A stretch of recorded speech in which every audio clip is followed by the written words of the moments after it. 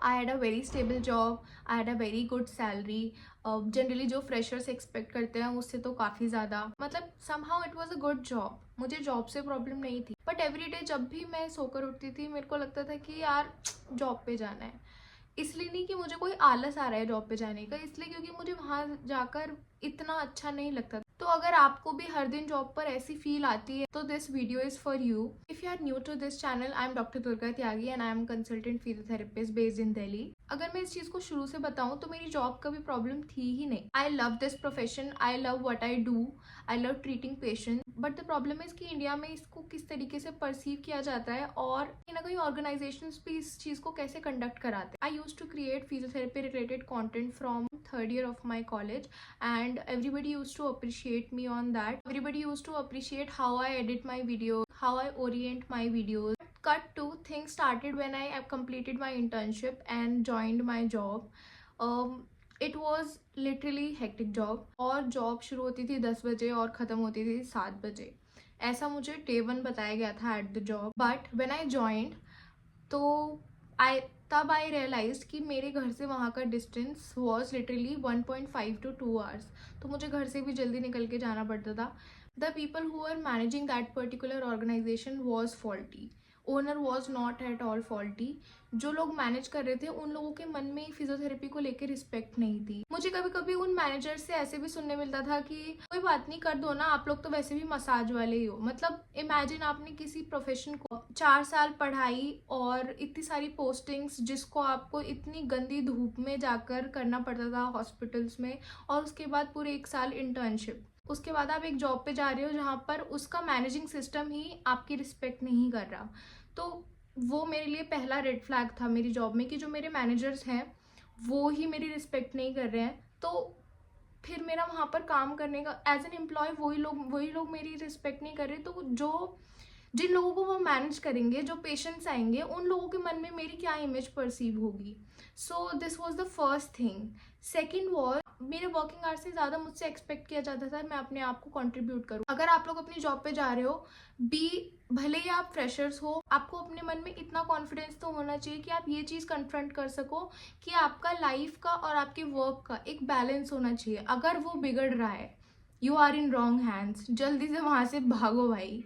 मतलब let me tell you, अगर मेरी जॉब 7 पे ख़त्म हो रही है, ऐसा भी हुआ है कि मुझे होम विजिट्स पे भेजा जाता था जिनके लिए मेरे को पे नहीं किया जाता था, और वो मैंने 8:30-9 बजे तक भी विजिट्स करी हैं। तो लेट मी टेल यू कि it is in your hands. मैं उस चीज़ को नहीं थी तो एक्सेप्ट करती चली गई।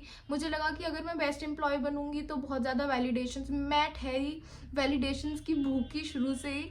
मुझे लगा कि अगर मैं ज़्यादा काम करूँगी तो लोग मेरी ज़्यादा तारीफ़ करेंगे, मेरी बहुत वाहवाही होगी। बट ये मेरा बहुत गधा बेवकूफ़ पना था कि मैंने वो काम किया। अगर मैं उस चीज़ को शुरू में ही डिनाई कर देती तो शायद मेरे लिए इतना हेक्टिक होता भी नहीं।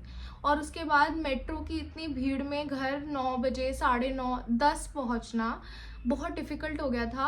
हमेशा से एक बहुत चुलबुली इंसान रही हूँ। मुझे चीज़ों को कैप्चर करना, हंसी मजाक करना, अपने दोस्तों के साथ मजाक मस्ती करना बहुत पसंद था। बट जैसे ही मैंने जॉब ज्वाइन की मेरा सब कुछ ख़त्म हो चुका था। बट मैं करती गई क्योंकि मेरे दिमाग में भी वही क्वेश्चन चलता रहता था जो आपके में चलता है कि यार मेरे पास तो सब कुछ है, लोगों के पास तो जॉब भी नहीं है, मुझे जॉब भी मिल गई, अच्छी सैलरी भी मिल गई, फिर भी मैं इसे छोड़ना क्यों चाहती। मतलब कितनी ज़्यादा अनग्रेटफुल हूँ मैं।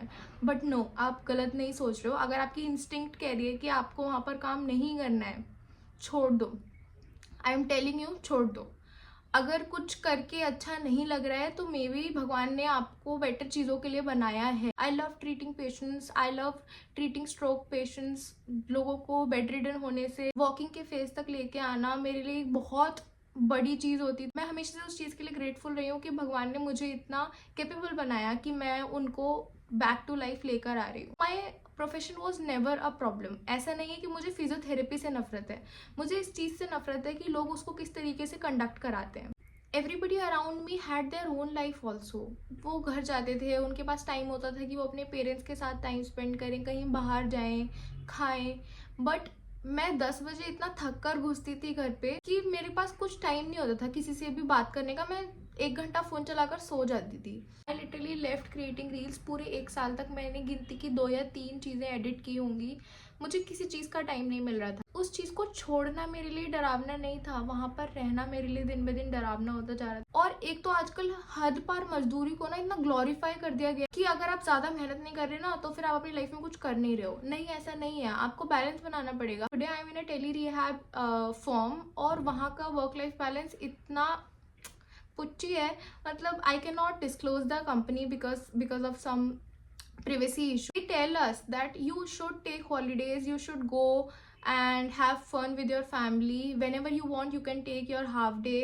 So things should work like that. आज तक भी I see patients offline because वो चीज़ करना मुझे खुशी देता है. It clearly shows कि मुझे कभी भी किसी को ट्रीट करने से प्रॉब्लम रही ही नहीं है, मुझे कभी इस प्रोफेशन से प्रॉब्लम रही ही नहीं. It was the job that was making my life hell. So if you are someone who feels stuck at your job and want to leave that desperately, but आप डर रहे हो कि कोई और क्या कहेगा या फिर आपको बेटर अपॉर्चुनिटीज़ मिलेंगी कि नहीं मिलेंगी, देखो, बी स्मार्ट, कीप ऑन, 1 महीने से ही लग जाओ कहीं और ट्राई करने, और कभी भी डरो मत कोई चेंजेस लाने से. Believe in God, I truly believe in God कि अगर वो कुछ भी कर रहे हैं आपके साथ तो आपके बेटरमेंट के लिए कर रहे हैं. Just do good and never forget to do hard work. But गधे नहीं बनना है, आपको वर्क लाइफ बैलेंस भी मेंटेन करके चलना है. आई जस्ट वॉन्ट टू से 3 थिंग्स. आपको किसी की परमिशन की जरूरत नहीं है कोई चीज़ छोड़ने के लिए. There is no perfect plan कि ये करना है फिर ये करना है फिर ये करना है. नहीं, जो चीज़ करके अच्छा लग रहा है, जो चीज़ करना आपके लिए फ़ायदेमंद भी है और आपको खुशी भी दे रहा है साथ में, वो ही करना चाहिए. बिकॉज 1-2 दिन की बात नहीं है, आपको पूरी लाइफ वो प्रोफेशन चुनना है. And be honest to your yourself दुनिया से झूठ बोल सकते हो, आप अपने आप से झूठ नहीं बोल सकते. जब भी आप रात को सोने जाओगे, सुबह उठोगे, आपको खुद को फेस करना है. So just do what makes you feel good. What everybody is doing या फिर कोई और आपके ऊपर क्या इम्पोज कर रहा है, don't do that and believe in God. वो आपके साथ तब है जब कोई भी नहीं है. सो या that's it from my side. काफ़ी इमोशनल और काफ़ी लंबी वीडियो हो चुकी है. ओके देन मिलते हैं अगली वीडियो में. That's it for today.